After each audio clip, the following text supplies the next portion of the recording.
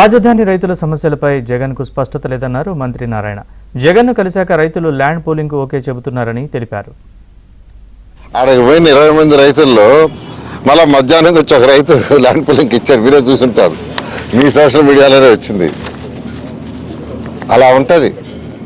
అంటే వాళ్ళకి ఇవ్వాలని ఉంది, రెచ్చగొట్టే ప్రయత్నాలు చేస్తున్నారు, రెచ్చగొట్టి విధ్వంసం సృష్టించాలని.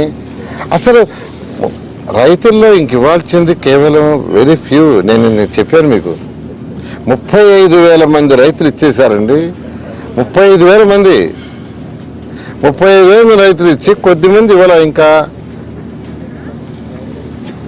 వాళ్ళు కూడా మేము ల్యాండ్ పూలింగ్కే రమ్మంటున్నాం, ల్యాండ్ అక్విజిషన్ వద్దంటున్నాం మేమే. ఈ సమయంలో వాళ్ళకి సజెషన్ చేశా, అమరావతి క్యాపిటల్ సిటీ అయిపోతుంది, ఎంతో వేగవంతంగా జరుగుతుంది, రాష్ట్రానికి రాజధాని కావాలా, దానికి మీరు సపోర్ట్ చేయండి అని చెప్పి మేము లీగల్గా సపోర్ట్ చేస్తాం, మేము కమిటీ వేస్తాం. అసలు వచ్చి చూస్తే కదా. జగన్ విష ప్రచారాన్ని రాజధాని మహిళా రైతులు ఖండించారు. జగన్ మాయమాటల్ని రైతులు నమ్మే పరిస్థితి లేదన్నారు.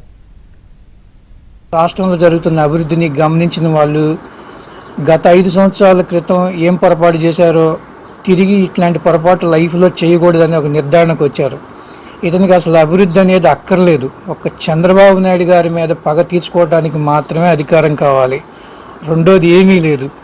ప్రెస్ మీట్లు పెట్టేటువంటి గ్రౌండ్ లెవెల్లో రమ్మనమానండి, వచ్చి ఇదిగో ఈ ప్రదేశంలో ఈ విధంగా పొరపాటు జరుగుతుంది, మీరు దీన్ని సరి చేసుకోండి, మేము సహకరిస్తాం. అసలు ప్రతిపక్షం అధికార పక్షం అనేది రెండుగా అసలు ప్రజలకు కనిపించకూడదండి.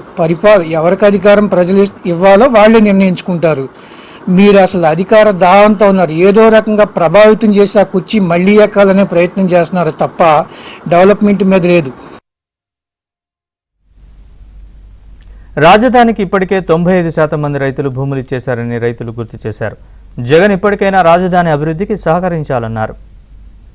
మరి మభ్యపెట్టి మాయ చేసి మావిగన్న పదం తీసుకొచ్చి వాళ్ళని కూడా మోసం చేసే ప్రయత్నం జగన్మోహన్ రెడ్డి గారు చేస్తున్నారు. ఇలా అది ఆయన కుట్రలో ఒక భాగమైన అనమాట. అసలు ఆయన మైండ్ అంతా కూడా అమరావతి మీదే ఉంది, ఇంకెక్కడా లేదనమాట. 5 ఏళ్ళు ఆయన పరిపాలనలో అంతే చేశాడు, అమరావతి మీదే ఉండి ఏం అభివృద్ధి చేయలేదు.